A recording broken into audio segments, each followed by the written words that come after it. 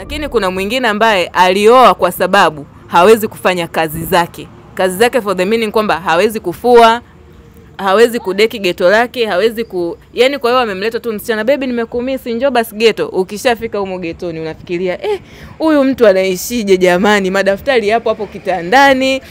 Sijui yani anajifunika mpaka bed cover. Sasa kama msichana unaanza kufikiria sasa nikitoka hapa bila kutandika nitaonekana kweli mimi ni wife material. Kwa hiyo yule msichana ataanza kudeki, ataanza kutandika kitanda, atapulizia sijui air condition ili mradi tu approve kwamba nini ni mpenzi, unaelewa? Ile mindset ya yule kaka sasa anafikiria kwamba si amempromise kwamba yani anamuita wife, amemsave jina zuri, unaelewa? Kwa hiyo kama amemsave jina zuri, huyu msichana anawaza moja kwa moja kwamba huyu ndiye mume wangu. Lakini lengo la mkaka lilikuwa ni nini? Kuhakikisha tu geto lake liko safi, nguo zimefuliwa hivyo. Yani anaenda shule ananukia, yani ndio lengo lake. Baada ya hapo, mkaka alimwambia, "Mimi mama amenitumia nauli natakiwa nirudi nyumbani." Kwa hiyo swali la mdada linakuwa sasa tunafanyaje? Tunafanyaje nini? Ndio tumeshamaliza, mimi nimemaliza shule natakiwa nirudi nyumbani. Kwa hiyo kama ilikuwa ni ndoto ya msichana kuolewa, manake hapa tayari imeshaisha. Na nilichoki experience chuoni, watu tulikuwa tukifika mwaka wa 3 hizo mimba sasa. Yani unaona kila mtu ni mama kija. Ni nini jamani? Watu wanaamini kwamba kubeba mimba ndo kuto kuvunja mahusiano wakiwa chuoni.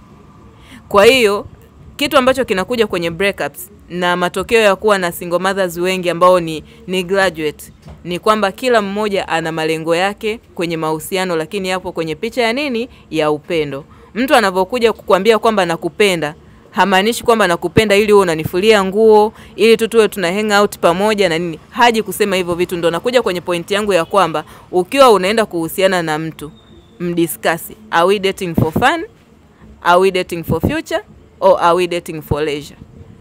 Na katika hivyo vitu ambavyo mmevitaja viwepo. So unasema we are dating for fun, hata kwa bimzuri hampajui. Hiyo fani yenu inaonekana wapi jamani? Hata kununuliana juice. We are dating for future. Tunaona matangazo ya viwanja huko barabarani. Hamjakaa hata kufikiria kwamba tunaweza tukapata hii 1.5 tukanunua kiwanja kama kinavyotangazwa hapa. Hiyo future iko wapi? Hamjawahi hata, na mnadanganyana. Sasa utakuwa unaitwa mama fulani. Mama fulani nini? Hiyo future gani? Hao akina fulani watakaa wapi? Kwa hiyo you have to think. Vijana wengi hawajapata mafunzo sahihi, hawajasikia maelekezo sahihi kutoka kwa watu sahihi.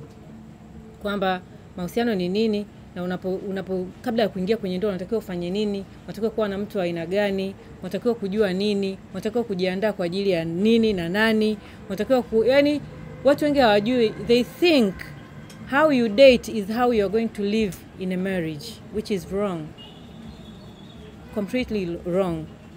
Kwa sababu maisha ambayo unaishi yani ndoa ni kitu kingine, yani tofauti kabisa. Yani ni maisha tofauti kabisa. Kwa hiyo unahitaji kuandaliwa kisaikolojia, unahitaji kuandaliwa kiakili, unahitaji kuandaliwa kimwili kwamba unaenda kuingia kwenye ndoa. Ndoa ni nini na inahitaji nini na nini. Yale naitwa sijui wosia sijui nini na saa zile za wazazi pale kipindi cha ndoa haitoshi. Unakuta mtoto sawa, yani familia sasa hivi vijana wengi ambao sasa hivi ambao wanaingia kwenye ndoa ambao au tayari wameingia kwenye ndoa miaka 4-5 nyuma, wametoka kwenye familia ambazo nyingi ni za single mothers. Sisemi mimi mwenyewe am a single mother, lakini ninajua how is it to be a single mom and how it costs to be a single mom. Kwa hiyo vijana wengi wamelelewa na maisha ambayo ni single mama, na mtu anatoka kwenye familia na kuna vitu ambavyo amevikosa. Kwa hiyo vinamfanya aingie kwenye ndoa akiwa amekosa kitu. Sasa hivyo vitu vijana wengi hawajui na wazazi wengi hawajui. They think kwamba kijana akishafikia miaka fulani anatakiwa aoe. Lakini sio tu, it's more than kuoa. Anatakiwa kuandaliwa, anatakiwa kuambiwa, anatakiwa kujua anaenda wapi na anaenda kuishi na nani na kwa ajili gani. Na kitu kingine ambacho watu wengi pia hawajui, ndoa inabeba watu wawili ambao wamelelewa katika malezi tofauti. Kwa hiyo pale ndani kwanza kuna ukinzani wa background ambazo hawa watu wawili wametoka, Nimesikia hapa vijana wengi wamesema, mimi mamangu iko hivi, uko hivi, uko hivi, mimi babangu iko hivi, uko hivi. Sasa fikiria hawa watu, ukamchukua yule kaka, ukamuunganisha labda na mtu ambaye ameelezea kuna vitu kwa mamake havipendi au nini na nini. Alafu huyo dada amevichukua hivyo vitu vya mamake, ukawaweka pamoja. Definitely hawa watu huko ndani kutakuwa kuna ukinzani. Na huo ukinzani kama hawa watu hawatajua hizo tofauti, meaning kwamba kutakuwa kuna tatizo kubwa sana na halitakuwa na mwisho, na mwisho wake watu wanaachana. Kwa hiyo pia kuna issue pia za mila. Unakuta mtu pia umeolewa na mtu wa culture nyingine ya nchi nyingine, ukomolewa na Mzimbabwe. Wa Zimbabwe wana mambo yao, au wa Zambia wana mambo yao. Au wa Malawi au wa Kenya wana mambo yao ambao wanaamini kwenye mahusiano, kwenye familia, kwenye nini. Kwa hivyo vitu msipokaa pamoja mkasema, yani mkapatana kwamba bwana mimi tofauti yangu mimi hapa naona hapa mimi sisi kwetu tunafanya hivi na hivi, sisi kwetu basi tupatane hapa ili tuishi hivi. Hivi vitu wengi hawajui. Kwa unakuta ndoa zinaachana. Okay. Na maswali mawili.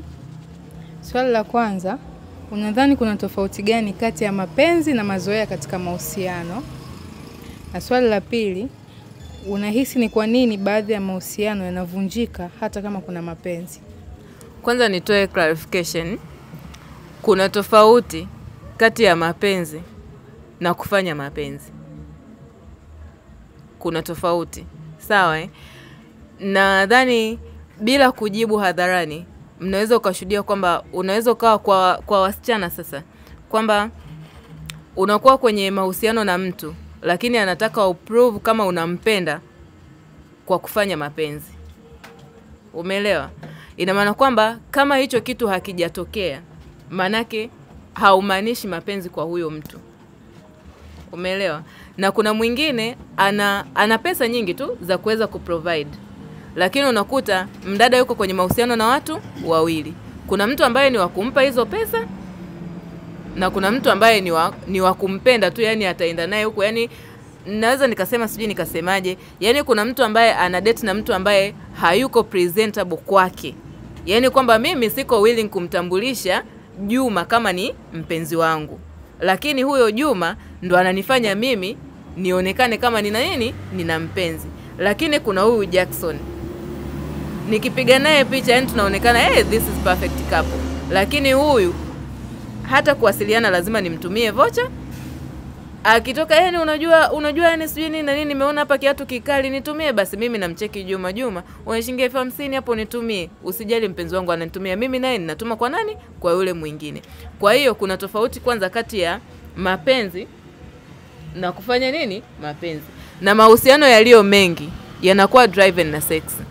Hiki kitu ni kwamba ni hakifichiki, bila kujali kwamba kuna magonjwa, bila kujali kwamba kuna matokeo ambayo ni ya kufanya hicho kitu yanaweza yakakatisha safari ambao mmekutana, labda mpo chuo. Huyu akikaa labda let's say amebeba mimba akajifungua kwa operation, kuna hiyo miezi 6 ya kubaki anauguza kidonda, kuna kuzaa mtoto ambaye hajakamilika vizuri, kuna changamoto ikatokea hii, kuna kufukuzwa kwao, yani hamjajipanga. Kuna hicho kitu. Mapenzi yapo sawa, lakini mimi nikishasema kwamba Jackson amenipa mimba, manake wataanza kumfuatilia. Wakimfuatilia kama baba yangu akikaza sana sijafikia miaka 18, huyu Jackson nampoteza, anaenda jela. Kwa hiyo kuna hii break up inatokea. Mapenzi yapo, lakini kuna hiyo hali ambayo inawafanya msiwe nini? Msiwe pamoja. Lakini kuna mwingine unampenda, umepanga, unadaiwa 300,000 ya kodi ya miezi 6. Lakini huyu unayempenda kiukweli hana huo uwezo wa kuprovide hiyo 300,000. Ila kuna mtu ambaye humpendi ana uwezo wa kukupa hiyo 300,000, lakini akishakupa anakunyima muda wa kuwa na yule mwingine. Kwa wewe na kufanya usiwe na yule unayempenda, uwe na mtu ambaye unafanyaje? Una provide. Kwa hiyo pia inalingana na situation ambayo iko hapo. Lakini pia kuna yale mapenzi kwamba mimi nimepanga labda nifikie masters, si ndio? Baba yangu amefanikiwa huko, alikuwa labda na kesi yake imetiki, yani amepata huo mchongo kwamba ndoto ya mimi kuwa na masters hii hapa. Umeelewa?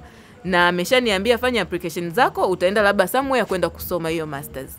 Huyu mtu ninafanyaje? Ninampenda, lakini ninamwacha hapa ninaenda kusoma hapa. Ile kuamini sasa kwamba wewe huko unanipendaje? Mara amepita mtu, jamaa anamwaga hela, mambo yanaendelea. Wanakuwa pamoja. Manake hii distance ndio imewafanya nyinyi msiwe pamoja, kumaanisha mapenzi. Mnapendana lakini kuna situation ambao imewafanya msiendelee. Kuna Juma na kuna Sylvia wapo kwenye mahusiano. Tumetaka kuelekea kufanyaje? Kuoana. Mimi ninampenda kweli huyu jamaa. Ninampenda sana tu na yeye ananipenda sana. Ananipeleka kwa wazazi wake. Nimekula tu gauni langu refu, nywele zangu nimebana vizuri, eleni zangu za Kiafrika, nafika pale hana stara. Si kwa ubaya, lakini ni kwa misingi ya nini? Ya dini. Kwenye mapenzi kama mapenzi, mimi na huyu jamaa yani hivi yani tumenyooka. Lakini sheria na taratibu za kinyumbani hazitaki. Nikisema nimchukue nimpeleke kwetu. Anaitwa nani huyu jamaa? Anaitwa Juma. Jamani, si hatuna Juma Mkristo mara nyingi, si ndio? Wazee wataniuliza huyu ni nani? Ni dini gani? Anafanya nini? Kwa hiyo hatuwezi kumpokea kwa sababu ya nini? Ya dini yake. Mapenzi yetu ya watu wawili. Tuna uwezo wa kuingia chumbani pamoja. Tuna uwezo wa kwenda mahali tukala. Tuna uwezo wa kupostiana. Tuna uwezo wa kufanya chochote ambacho tunaweza tukafanya na tukahaidi na wazazi wasione wala nini. Lakini kuna hiki ambacho kinatukataza sisi tusiwe nini? Tusiwe pamoja. Kwa hiyo na yenyewe inakuwa ni sababu mojawapo ya kwamba penzi lipo, lakini kuna factors ambazo zinawafanya msifanyeje? Msiendelee kuwa pamoja. Kuna kwa swali au wazungumzaji wa awali nadhani wamesema kwamba miongoni mwa mambo ambayo yanapelekea ndoa nyingi kuvunjika au kuharibika ni wale ambao wameingia kwenye ndoa wakiwa wadogo, yani umri bado mdogo. Na maanisha tuseme kijana na miaka 24 amejitutumua kaoa. Asilimia kubwa hawatoboi muda mrefu, unakuta wameachana kwa vigezo sababu ambazo zitajitokeza. Ila kwa takwimu inaonyesha wengi hawafiki, si ndio? Ila pia unaweza kukuta mtu yuko 30s ila bado ana hofu kuoa, hataki kuoa. Na ukimwangalia life standard yake unaona make something. Ana maisha tu mazuri, ananyua yani hivyo, labda tuseme amepanga, anakula na usafiri, vyote vile. Kwamba anaweza kaoa kwa alivyo. Ila bado anakuwa hayuko tayari kuoa, yuko tayari kuwa kwenye mahusiano. Yani naishi na mwanamke ndani, anafanya huduma zote kama mke. Na kana kwamba hata nikisema ni muoe, maana yake bado huduma zitakuwa ni zile zile. Hakuna tofauti ya dini au kimila kama wanavyosema. Kwa sababu wengi unakuta tunaishi mavioni, naweza kaa naishi na binti azifu nimemuoa. Chumba kimoja, ananipikia, tunafanya vyote yani kama wanandoa hasa, ila sio wanandoa, sivyo?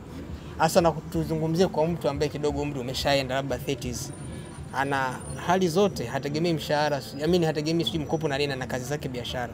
Kiasi kwamba anaweza kumudu kuishi na mwanamke. Ila bado anakuwa mgumu kuoa. Kwa swali la kwanza kwa nini? Swali la pili ni vigezo vipi au umri gani sahihi kwa mwanaume ambapo anafaa hasa kuoa, au awe na mambo gani ambayo yanaweza kumfavor sasa huyu awe mume?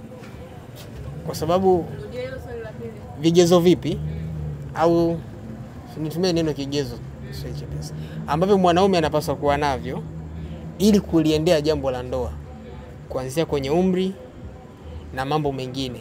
Kwa sababu kama imeonekana wengi katika umri mdogo wana changamoto ya kuoa, labda tunaweza tukasema hajakomaa kiakili. Ila tunakuja pale mtu kukomaa kiakili sio age in numbers, ni huko kichwani, si ndivyo? Sasa ni vigezo vipi? Kwa maswali ni mawili. Kuna trauma ambayo inasababishwa na life history. Kama mmekumbuka tulivyoanza mwanzo, niliwaambia mfumbe macho, muangalie wazazi wenu na nini na nini. Lakini ukifumba macho ukajaribu tu kuretrieve matukio mabaya ambayo umewahi kuyashuhudia ama kuyasikia yakitokana na familia za watu wengine, je, ungekuwa ni mtoto wao, ungeweza kuishi kwenye hayo matukio? Kwa hiyo kuna watu wengine ambao wana picha mbaya ya wao kuja kuwa watu wakubwa. Umeelewa? Kuna mtu ambaye ameona kabisa kwamba baba yake alikuwa ni mlevi, lakini yeye kama yeye hatamani kuwa kama baba yake. Tumeona ambavyo tumesema kwamba mimi lakini baba na muappreciate, lakini kuna 1 2 3 ambazo kiukweli nikitaka kuchukua sitazichukua. Sasa kuna wale wengine ambao katika 100% wana 1% tu ya green flag kutoka kwa mifano ambao wameishi, lakini wana red flag 99%. Umeelewa? Lakini kuna wengine ambao lese labda mtu amelelewa na baba yake sana, amelelewa na baba yake sana mzazi, lakini akalelewa na mama wa kambo zaidi, ambapo sasa ameona kwamba baba yangu yani kuna siku moja alifanya 1 2 3, mama akamtilia sumu. Ikiwa mtoto anashuhudia lakini hana opportunity ya kuweza kusema kwamba hiki chakula kiko 1 2 3, ama ameshuhudia wanawake fulani wakimsema baba vibaya labda kwenye hiyo situation ya kwamba mama ni wakambo, lakini kuna vitu ambavyo yani kuwa baba inamuia ngumu, kwamba anafikiria tu what if kama ikitokea kama baba alivyotaka kufanyiwa. Umeelewa? Na kuna story nyingine ambazo tunazisikia kutoka kwa mama zetu kwamba unakuta baba hafanyi vitu vizuri. Kuna zile familia ambazo zina mambo ya kama ya kwenye Kombolela kule. Yani kwamba yani huyu baba sijui 1 2, yani anasemwa vibaya, yani baba yani yeye kwake yani hata kama akileta samaki, kaleta samaki gani huyu? Ameleta nyanya hizi, ameleta masalo, ameona vitunguni bei ndogo ndio maana sasa hivi analeta. Sukari imeshuka bei ndio maana amenunua nyingi. Yani anasema tu kwa zile negative. Kwa hiyo huyu anaogopa kuwa baba. Yani ile hitaji la kihisia la kuwa na mtu analo na yupo naye, lakini ile kufikia sasa kusema kwamba sisi ni wanandoa inamuia ngumu. Na kuna kesi nyingi ambazo unaweza kukuta labda baba labda amekufa, labda kwenye familia yenu sasa kwamba ya baba yako, baba mkubwa, baba mdogo, ukija kuangalia wanawake wengi, yani mama mkubwa ni mjane, mama mdogo ni mjane, huyu ni mjane, na unajikuta sasa na nyinyi wenyewe ni yatima kwamba baba alikufa. Sasa mindset ya yule mkaka anajifikiria, kumbe mtu akishakuwa kwenye ndoa wanaume ndo wanakufa kwanza. Kwa hiyo mimi nitakuwa ni ngumu kuingia kwenye ndoa. Na ukija kuangalia sasa the reason inakuwa kwamba sababu ya huyu mwanaume kufa ilikuwa ni mwanamke. Lese labda mama alikuwa anataka tu hela ya nini, baba akaenda kufanya kazi ambayo inampa hatari akafa huko. Ila ilikuwa the reason ni kwamba alete kwenye familia, lakini sababu kubwa ni nani? Ni mwanamke. Labda unaweza kukuta labda amekufa akiwa huko, labda alienda labda kuzini kwamba kwa mwanamke wa kando, lakini ikatokea huko akapata magonjwa. Kwa hiyo huyu kuja kuingia kwenye mahusiano inamchukua muda kwa sababu hakupata mifano mizuri ambayo inammotivate yeye kuingia kwenye hiyo ndoa. Ila speaking of kwa watu ambao ni wadogo kuingia kwenye kutokuishi kwenye ndoa kwa muda mrefu, Mungu anakupa mtu ambaye ni wakufanyaje? Wakufanana naye. Mmeshawahi kujaribu kudate mkiwa primary? Kuna watu ambao wameshawahi kujaribu, msikatae. Sawa Ukiwa form 1 huwezi kwenda kudate na form 6. Mungu anakupa mtu ambaye ni wakufanyaje? Wakufanana naye. Yani ukitaka kudate sasa hivi hauwezi ukaenda kumdate professor. Kwa tuliopo hapa. Au ukitaka kudate sasa hivi huwezi ukawa unaishi Mbagala ikatokea tweti imetokea umeenda Masaki kutafuta msichana. Ni uongo. Mungu anakupa mtu ambaye ni wakufanyaje? Ni wakufanana naye. Na katika kufanana kunaenda na tofauti. Sawa? Mimi labda nitaanza kudate na Jackson tukiwa O level, lakini matokeo yatatutenganisha. Huyu ataenda form 5, mimi nitabaki kwenda diploma. Nikienda diploma nitakutana na jamaa wa diploma ndo wakufanana na nani? Na mimi. Kwa hiyo hata katika maisha labda utaoa ukiwa na miaka 24. Msichana tu ambaye ni wa kawaida, lakini umeanza kupata mshahara, umemnunulia abaya. Umemnunulia hiyo abaya, ameenda kwa mashoga zake, kuna abaya zimetoka. Lakini wewe unawaza kwamba nikishamnunulia hii nguo nyeusi, ataenda nayo msikitini, ataenda nayo wapi, lakini mwenzako anataka the colors. Hapo tayari utofauti umeshaanza kuja. Lakini pia kwa mwanaume ataona kama amepata labda gari, anaona kabisa kwamba huyu sasa hivi ameshazaa watoto 3, ameshabadilika, amekuwa kibonge. Naenda kwa mtu mwingine. Huyo ndo mtu ambaye unafanyaje? Unafanana naye. Kwa hiyo ni vyema zaidi kujipa muda na kujihakikishia kwamba huyu mtu ambaye ninamchagua ni mtu ambaye ninafanana naye. Katika haya mabadiliko nitaweza kumbadilisha niendelee kufanana naye. Umeelewa? Ina maana kwamba kama utakuwa umenunua gari, utamfanya huyu aqualify kukaa kwenye ile siti ya mbele. Umeelewa? Kama alikuwa sio mtu wa kutoka, utamfundisha twende out.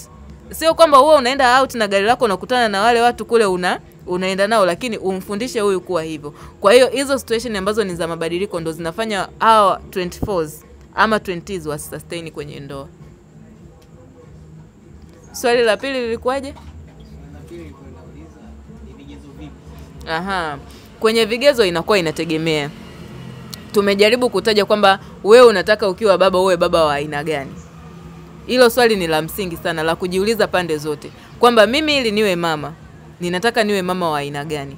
Na wewe ili uwe baba, unataka uwe baba wa aina gani? Kwa sababu kuwa baba au kuwa mama ni matokeo, lakini yeyote anaweza, yani hata kama mkiwa na watoto msiwe na watoto, unaweza ukawa ni baba mwenye nyumba yako au ni mama mwenye nyumba yako. Lakini je, unataka uwe ni mama wa aina gani? Sio kwamba huna kazi kwa sababu tu ya hisia unaenda kuoa. Kwenye kuoa kuna majukumu. Utaweza kulipa kodi ya nyumba, utaweza kulipa nini, na ukishaoa manake hakuna kwenda kulala kwa mshikaji. Ina maana kwamba utakuwa hapo. Lakini kama hujaoa, kodi yako itaisha, utamwambia jamaa, oya, godoro langu mwanangu mimi ni chini, sina kitanda. Kwa hiyo nalileta kwako, tunaweka juu ya kitanda chako, tunakuwa na magodoro mawili, maisha yanafanyaje? Yanaendelea. Lakini huwezi kushindwa maisha ukaenda geto na mpenzi wako la mshikaji wako. Manake uwe tayari. Kwa hiyo ili uweze kuqualify kwenye maisha ya ndoa na uishi maisha ambayo ni mseleleko, ni lazima uwe umejipanga kwanza. Kwamba ikitokea huyu mama amepata mimba, ataenda kujifungua kwenye hospitali ya shingapi? Wewe umejipanga kwenye hiyo shingapi ya upangiwi, lakini at least hicho kiwango kiwepo. Kiasi kwamba mtu asije akasema kwamba nimeshindwa kupata nini? Huduma. Kwamba kwa mwezi tutakula shingapi. Umeelewa? Sio mnatoka hapo sasa mama la mama umepata shingapi? Wewe hukujipanga. Umeelewa? Kwa hiyo ukishaweza kutimiza yale mahitaji ya msingi ya maisha, ya maendeleo tunajua ni extra. Yaani kile kinachozidi ndio maendeleo. Lakini kile cha kutoshea kinatakiwa kiwepo kila siku. Unatakiwa kwanza uhakikishe kila siku una budget ambayo ni at least mtu aweze akasema ameshinda njaa. Mtu akasema kwamba amekosa mahitaji ambayo ni ya muhimu. Asante Madam Silvia kwa mambo mazuri uliyosha na sisi. Tunashukuru sana na pia natumaini watu tumejifunza. Kama mimi nimejifunza vitu vingi. Kwa bila kupoteza muda naomba nimkabidhi Madam Rachel. Title yake huyu ni madam wetu, mama yetu, alafu ni certified community outreach na pia ni mama wa kiroho, kwa yupo full package, kwa naye ana mambo ya kushare na sisi kabisa. Nimefurahia kweli kuwepo kwa japo kwa muda mchache, lakini nimefurahia sana kwa hayo machache ambayo nimeyapata kutoka kwa madam na jinsi ambavyo nimewasikia. Mimi napenda sana vijana. Mimi napenda sana vijana. Kwa hiyo nikiona vijana wamekutanika kama hivi, wanajifunza, wanafanya vitu, wanatiana moyo, wanaandaa vitu vizuri kama hivi, I'm very impressed. Very very inspired. Kwa hiyo Mungu awabariki sana kwa kukutanika. Naona mmepoa kidogo, ngoja niwachangamshe. Mahali ni pazuri ndugu wanapokaa, wakipatana vyema na wakipendana, wakipatana vyema na wakipendana. Safi kabisa, tujipigie makofi basi. Amina. Basi, ninaitwa Rachel Haji Kamtawa. Mimi ni mama wa watoto 3, lakini pia ni mtumishi wa Mungu na pia ni certified for community outreach. Yes, nimefurahi kuwa mahali hapa na leo ningependa kushare na nyinyi somo dogo kuhusu upendo. Kama ambavyo nimepata mwaliko na nimesikia pia machache kutoka kwa madam, wamefundisha vitu mbalimbali, lakini mimi ningependa kushare na nyinyi kuhusu upendo. Lakini kabla pia sijaendelea, ningependa niulize swali moja na watu wachache waweze kujibu. Nini maana ya upendo, au unaelewa nini kuhusu upendo?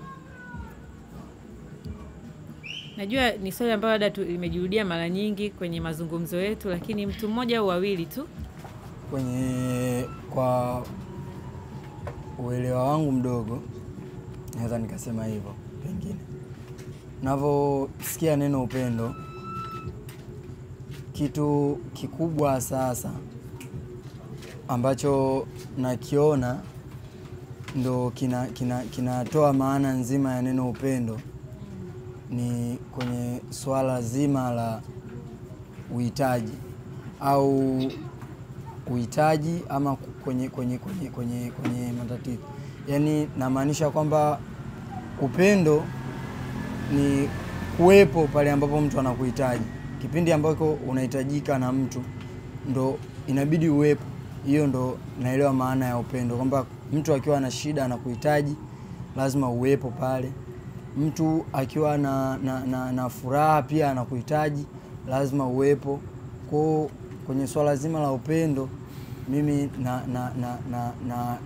naelewa kana kwamba ni uwepo wako kwenye mahitaji ya mtu. Hiyo ndo kitu ambacho kinajenga upendo. Aidha uwepo physically, lakini pia unaweza usiwepo physically lakini kwa namna moja au nyingine ukawa umeshiriki tu kwenye zile nyakati za mtu. Kwa hiyo ndo kwa uelewa wangu mimi ninavyoelewa neno upendo. Naweza nikasema ni upendo. Upendo ni uamuzi wa kujitoa kwa namna yoyote ile. Naweza kusema kwa kadri ya uwezo wako, au muda mwingine unaweza ukajaribu kwenda zaidi ya uwezavyo, sababu hauwezi ukajilimit. Kwa hiyo sasa ni ile hali ya upendo, ni ile hali ya kujitoa kwa mtu fulani. Kwa bila kujali changamoto ulionayo. Naam, bila kujali changamoto ulionayo. Kwa kiujumla naweza kusema ni uamuzi. Asante. Basi tumesikia definition hizo za upendo kutoka kwa ndugu zetu. Lakini pia ningependa kuhusianisha kidogo. Madam waliuliza hapa, utajuaje mtu ananipenda au mtu akwambia nakupenda, utajuaje? Unaweza ukarelate na jinsi ambavyo wamesema hapa. Kuna watu walisema mimi, yule ambaye amesema amedefine sasa hivi upendo, alisema mimi nitajua kama mtu ananipenda kama kuna kitu ulisema good communication. Huyu hapa amesema kujitoa. Kwa hiyo tunarudi pale pale, yani kwamba wewe unataka unaniambia kama mimi unanipenda. Je, uko tayari kujitoa kwa ajili yangu? Uko tayari kunipa quality time? Uko tayari kuwa na mimi? Uko tayari kunikea? Kwa hiyo tunarudi pale pale. Wametoa maana nzuri. Maana zao ni nzuri. Basi na mimi ningependa pia kudefine upendo.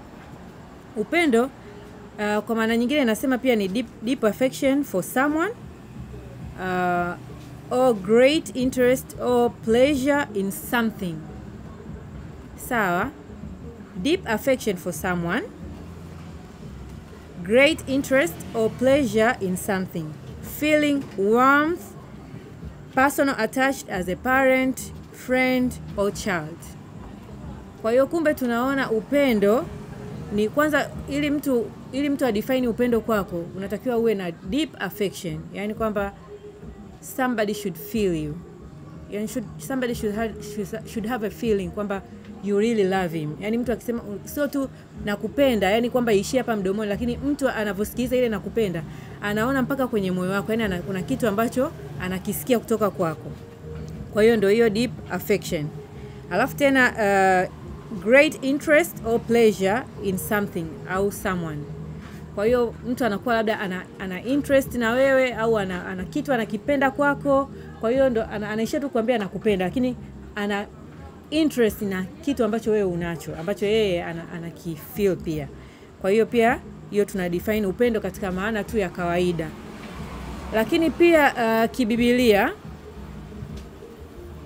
kibibilia nimeanza kwanza kwa definition, alafu tutakuja kuomba mara moja. Kibibilia neno linasema kutoka kitabu cha Korinto wa kwanza sura ya 13 mstari wa 4 mpaka wa 7, inasema, ina define upendo. Inasema upendo huvumilia, upendo hufadhili, upendo hauhusudu, upendo hautakabari, upendo haujivuni, upendo haukosi kuwa na adabu, upendo hautafuti mambo yake, upendo hauoni uchungu, upendo hauhesabu mabaya, upendo haufurahi udhalimu, bali hufurahi pamoja na kweli, upendo huvumilia yote, upendo huamini yote, upendo hutumaini yote, upendo hustahimili yote. Amina. Tumesikia hapa watu watu tofauti hapa vijana mmetoa maoni yenu jinsi gani ambavyo unaudefine upendo, namna gani ambavyo mtu utajuaje anakupenda, lakini majibu yenu yote yanatoka katika Wakorinto wa kwanza sura ya 13 mstari wa 4 mpaka wa 7. Upendo uvumilia, kutakuwepo na uvumilivu. Utajuaje huyu mtu kweli ana upendo wa kweli na mimi? Kutakuwa na uvumilivu, kutakuwa na fadhili. Madamu hapa aliongelea akasema labda nimekosa nauli leo au labda sina hela ya kitabu, mtu akakusaidia. Ufadhili, upendo hufadhili. Yani nafikiri tunaelewana hapo. Upendo hauhusudu, yani hauhesabu mabaya. Haukosi kutakabali, haujivuni, yani mtu hajivuni akiwa na upendo. Hakosi kuwa na adabu. Kuna kijana pale nimemsikia amesema kwamba anapenda kuheshimiwa. Kwa hiyo mtu anayekupenda yani definitely atakuheshimu. Definitely. Yani iko ndio kitu ambacho upendo unabeba. Yani upendo unabeba haya mambo yote. Mtu ambaye mwenye upendo wa kweli atakuwa na haya mambo. Utajuaje mtu ana upendo? Atakuwa na haya mambo ambayo ninasoma katika Wakorinto wa kwanza sura ya 13 mstari wa 4 mpaka wa 7. Upendo haufurahii udhalimu. Mtu hada umezulumiwa, mtu wako wa karibu au rafiki yako wa karibu umezulumiwa, umpoteza hela yako, safi sana bwana, huyo amezidi. Upendo haufurahii udhalimu. Upendo ufurahi pamoja na kweli, manake unafurahia kweli. Uvumilia, kutakuwa na uvumilivu. Huamini yote na utumaini yote na hustahimili yote. Amina. Basi hiyo ilikuwa introduction kuhusu upendo kibibilia, lakini pia upendo katika hali ya kawaida, na pia nimejaribu kurelate na namna mbalimbali ambavyo mmekuwa mkielezea. Ningependa tumshukuru Mungu kwa wakati huu mzuri, pia tuombe ili tuweze kuendelea na session ambayo inafuata. Tumshukuru Mungu. Bwana Yesu asante. Tunakushukuru Mungu wetu na Baba yetu wa mbinguni ambaye umetukusanyisha hapa pamoja kwa ajili ya utukufu wa jina lako. Ninashukuru pia kwa ajili ya vijana wote ambao umewaleta hapa. Ninaamini kabisa umewaleta kwa ajili ya kusudi lako ambalo Mungu umeliweka. Yamkini bado hatujalijua, lakini wewe Mungu unajua ni kwa nini umetuleta pamoja na vijana hawa na ni kwa nini umeandaa masomo haya kwa ajili yao. Ninaamini Mungu hiki ambacho Bwana tunakwenda kushare pamoja na kitu ambacho na yale ambayo Madam Silvia amefundisha, ninaamini kabisa yatakwenda kufanya chachu na kufanyika chachu kwenye maisha yao, na watakwenda kufanyika kuwa vijana wa kipekee ambao Bwana watakwenda kulipeleka taifa letu kwa namna nyingine kabisa ya kitofauti. Tutakwenda tunatarajia kuwa na vijana ambao Bwana watalipenda taifa letu, na pia watakuwa na umoja na kupendana wao kwa wao, na hata umoja ndani ya familia pamoja na upendo ndani ya familia. Basi ninaomba haya yote nikishukuru ndani ya jina lako takatifu Yesu Kristo. Amen. Basi tukiendelea, ningependa somo langu ambalo nitashare na nyinyi linaitwa wapendwa marafiki tupendane.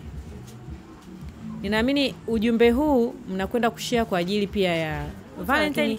Nimependa kwamba kama vijana mlipenda kusikia kwamba watu wanakwenda kusherehekea Valentine.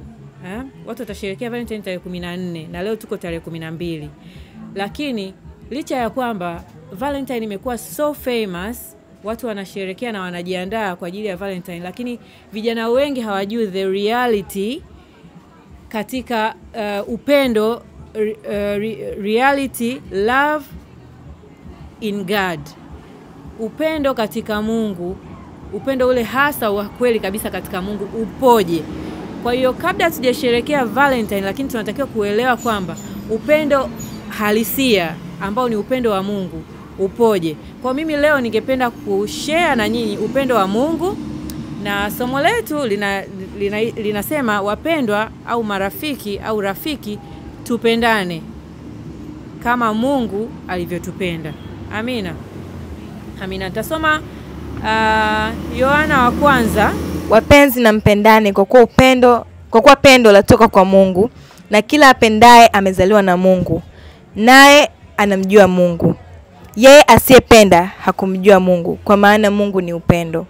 Nafikiri tumesikia neno vizuri.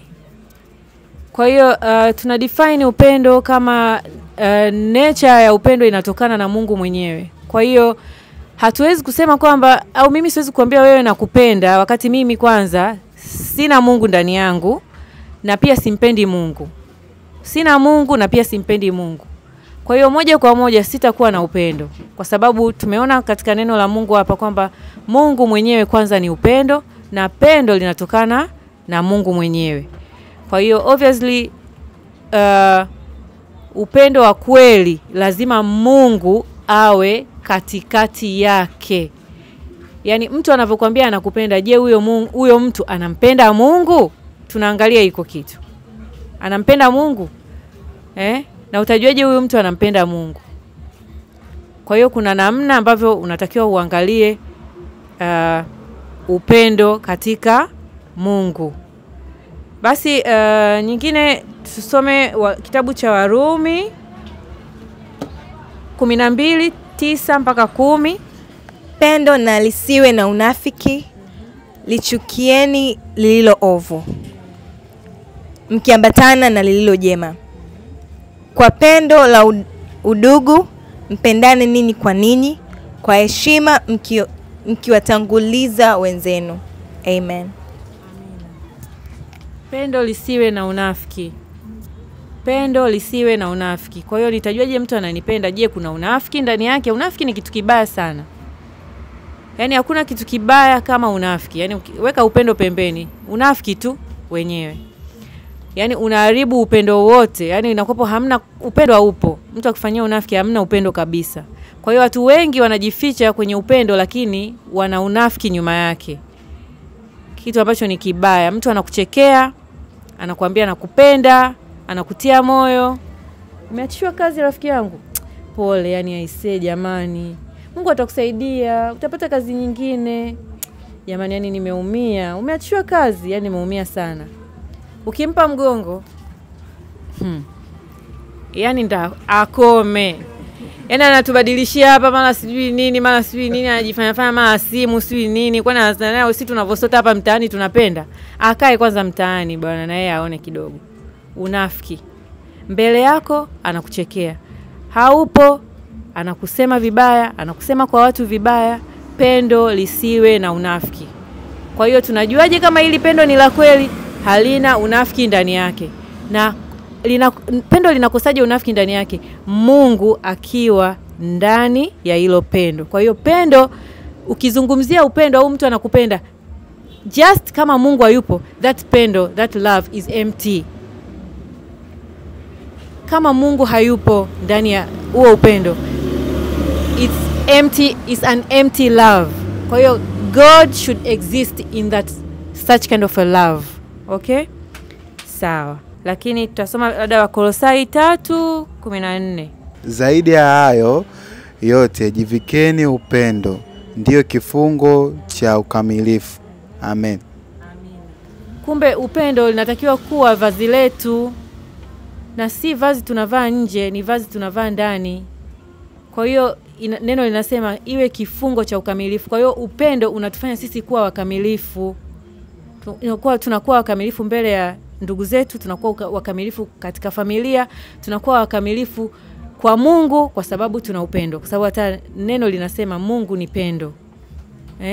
Kwa hiyo ili uwe mkamilifu unatakiwa kuwa na upendo.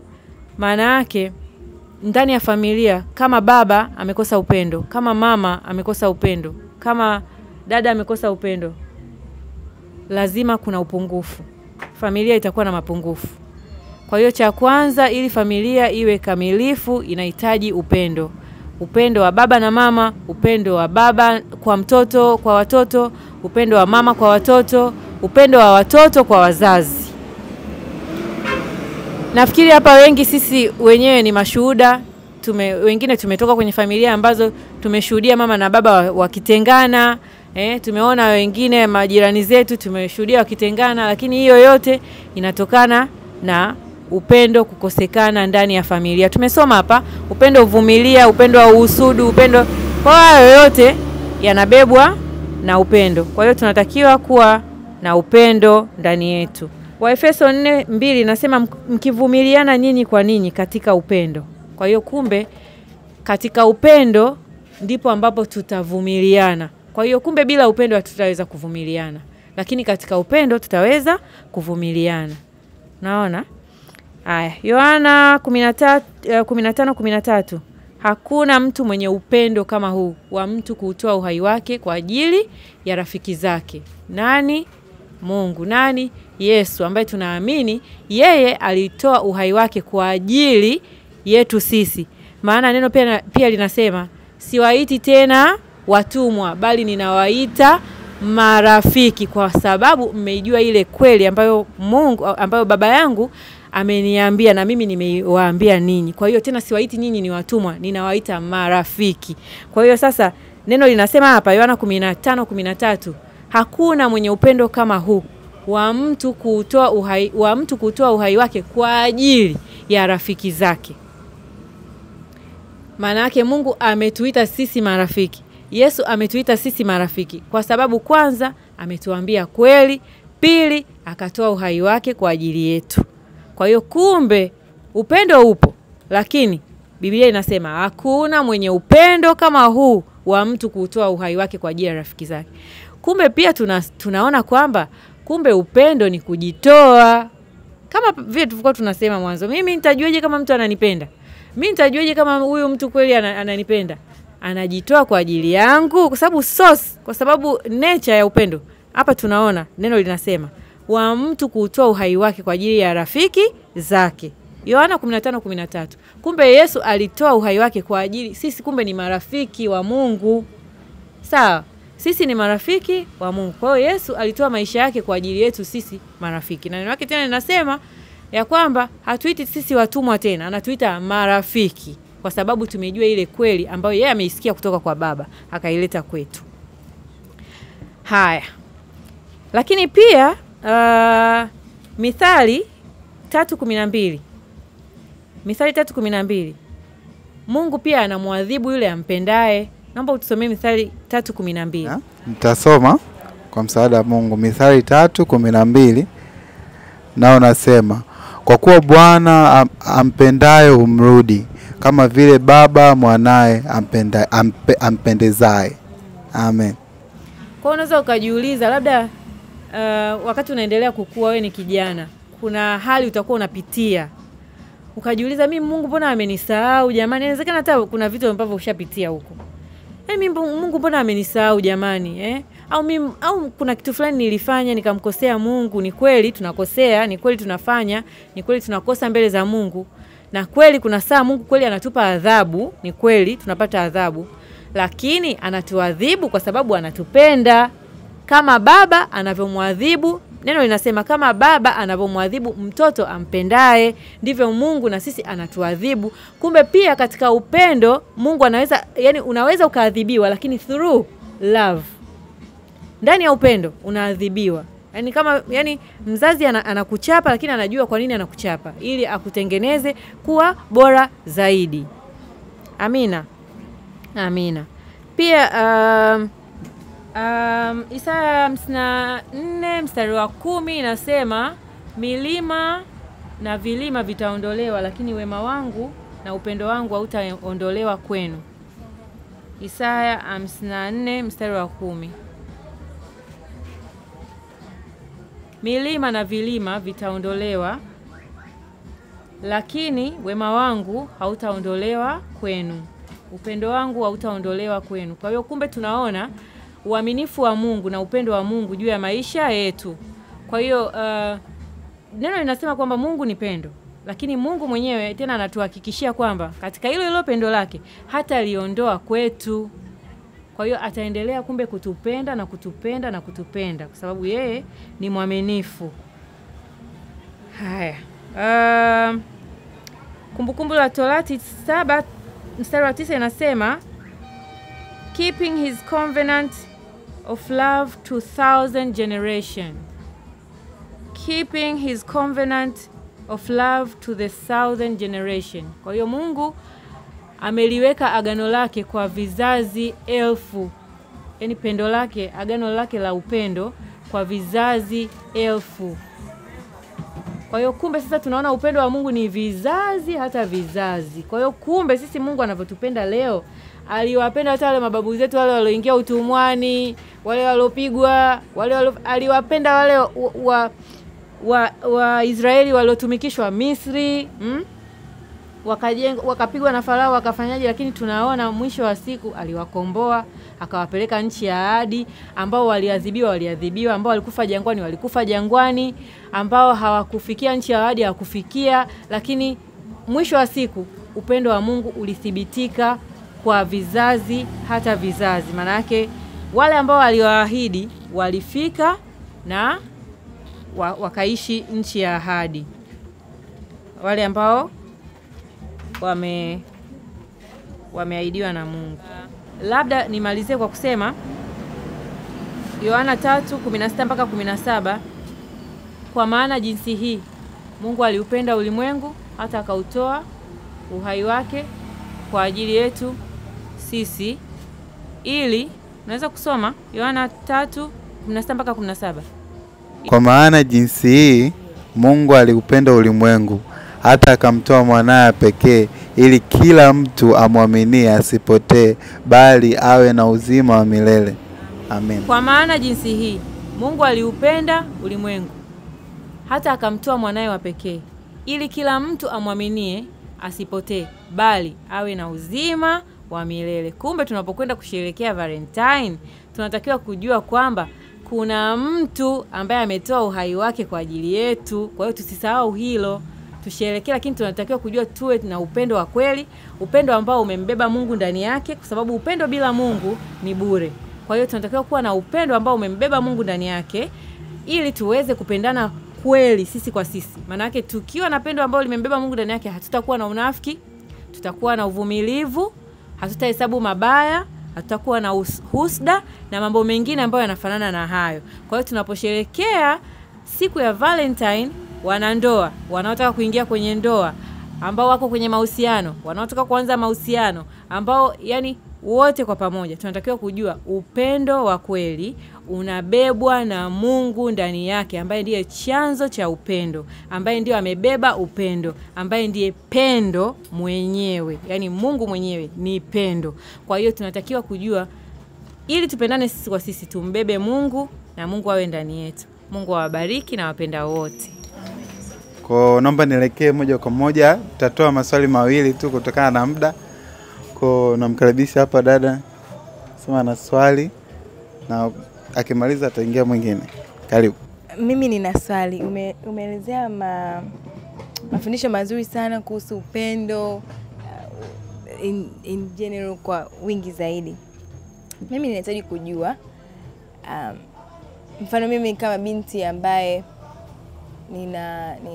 ninatarajia kuwa na mahusiano ambayo kwa ajili ya utukufu wa Mungu, God-centered relationship. Je, nitajuaje huu ni wakati ambao Mungu anaruhusu mimi niwe kwenye mahusiano kwa ajili ya utukufu wake? Kwa sababu Mungu God has made everything beautiful at his own time. Je, nitajuaje sasa huu ni wakati Mungu ambao anataka mimi, ameniruhusu mimi mtoto wake niwe kwenye mahusiano kwa ajili ya utukufu wake, mahusiano ambao yanaelekea kwenye ndoa kwa ajili ya utukufu wake? Na pia nitajuaje kwamba I'm not taking from God but I'm receiving from God? Yani I'm not taking, kwamba I'm not rushing the process. Kwa mimi naamini Mungu anaweza anafunuaga siri na ana uwezo wa kukudhihirishia nani wa kuwa naye kwenye maisha, kwa sababu yeye katika Yeremia anasema alisha ordain siku zetu hata kabla hazijaanza kuwepo, si ndio? Kwa Mungu ana uwezo wa kufunua. Sasa je, nitajuaje I'm not taking from God but I'm receiving? Mhubiri 3 mstari wa 1 mpaka wa 2. Mstari wa 1 mpaka wa 2. Kila kitu kina majira yake. Kila jambo duniani lina wakati wake. Wakati wa kuzaliwa na wakati wa kufa.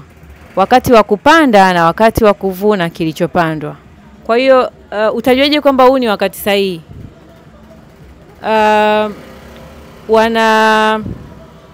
niseme wanazuoni wanasema everything falls on its place at the right time. Kila majira, kila kitu kina wakati wake. Kwa muda wenyewe ukifika, madam, napatia, si ndio? Muda ukifika, unajua kabisa hapa muda umefika. Yani you don't have to force. Kabisa. Yani sio kwamba unapush yani utajua tu kwamba hapa sasa muda, yani muda ukifika utashangaa tu hata na wazazi wanakuambia vipi mwenzetu? Yani unauliza tu vipi mwanangu?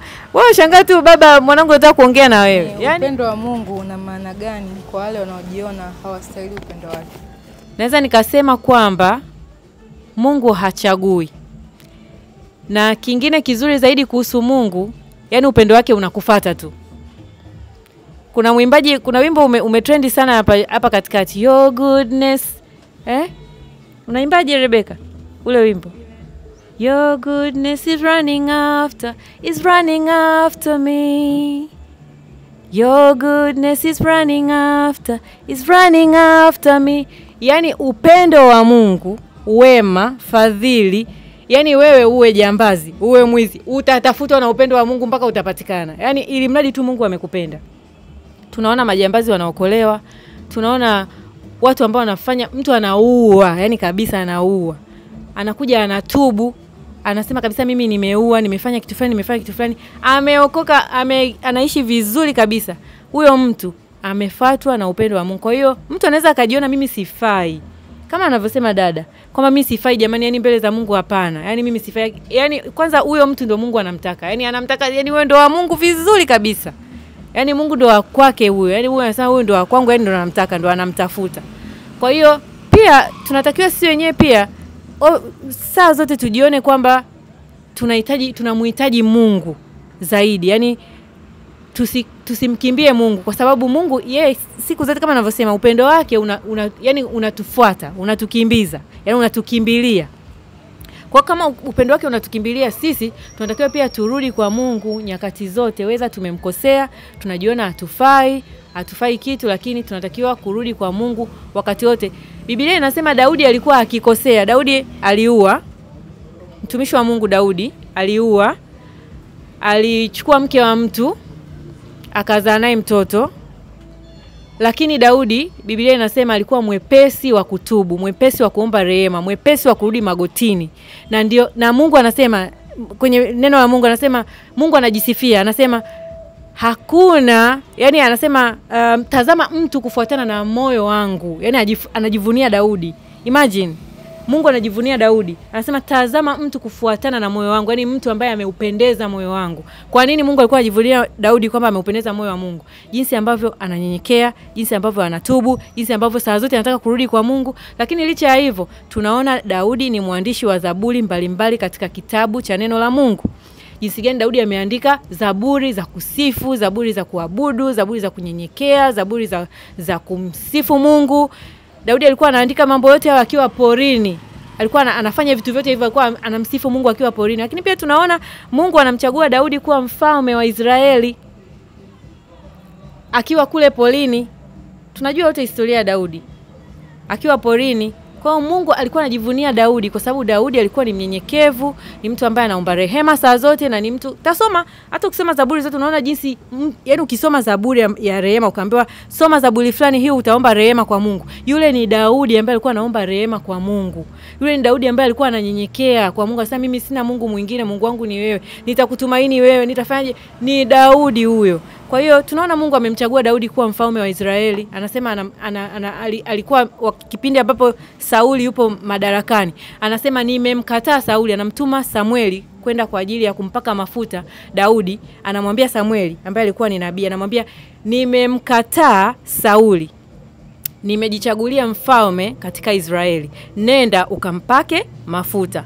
Kwa hiyo wakati taifa halijui kama Mungu amejichagulia mfalme yuko kule polini, lakini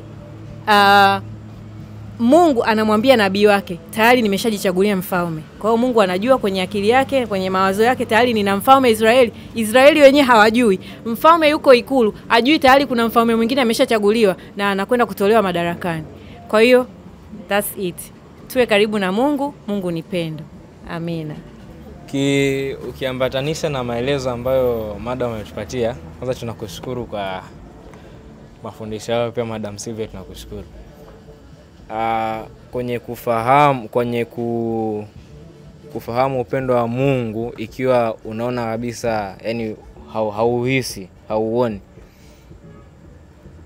Tunachukua kuna baadhi ya mafundisho kwenye maandiko inasema, kuna mwandishi mmoja alisema kwamba nitajivunia madhaifu yangu ili Mungu aweze kuonekana. Kwa hiyo moja kwa moja hautaki kuyakwepa madhaifu yako. Unatakiwa acknowledge, utambue kwamba udhaifu wako ni fulani na fulani ili Mungu aweze kuonekana. Alafu kingine alimwambia Yeremia kwamba niite nami nitakuitikia.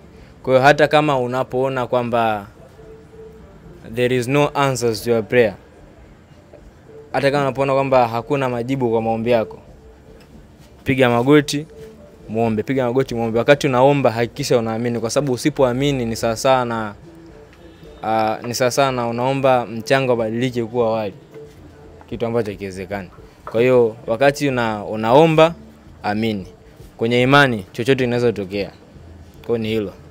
Nichukue nafasi hii kuwashukuru Madam Sylvia pamoja na Madam Rachel kwa wakati wenu. Tunaamini mlikuwa na majukumu mengi, lakini mkaamua kujitoa kwa ajili yetu. Tunawashukuru sana. Pia tunawashukuru kwa mafunzo yenu na ushauri. Asante sana. Naamini tumefikia mwisho wa discussion yetu hii kuhusiana na mahusiano na majeshi. Mungu mwenye nguvu, tunazidi kusema asante Bwana kwa kibali chako ambacho kimetuwezesha sisi kutukutanisha hapa Bwana, si kwa uwezo wetu au akili zetu Mungu wa mbinguni, bali ni kwa nguvu zako. Asante kwa ratiba hii Bwana ambayo tuliyokabidhi mikononi mwako. Na tazama tumefikia muda huu Bwana, na tumefika tamati Jehova Shama. Tunazidi kuwakabidhi watumishi wako Madam Sylvia na Madam Rachel Bwana, kwa muda waliojitoa na kwa vitu walivyotufundisha Bwana. Uendelee kuwapigania na kuwatetea Jehova Shama, na wafunika kwa damu yako ya thamani Mungu wa mbinguni. Tazama Bwana, hata sisi watoto wako tunajifunika kwa damu yako ya thamani. Tunapotanyika mahali hapa Bwana, ulinzi wako katulinde na kutuepusha na zero zote za mwovu adui Jehova Shama. Nikiomba na kuamini na kushukuru. Amen.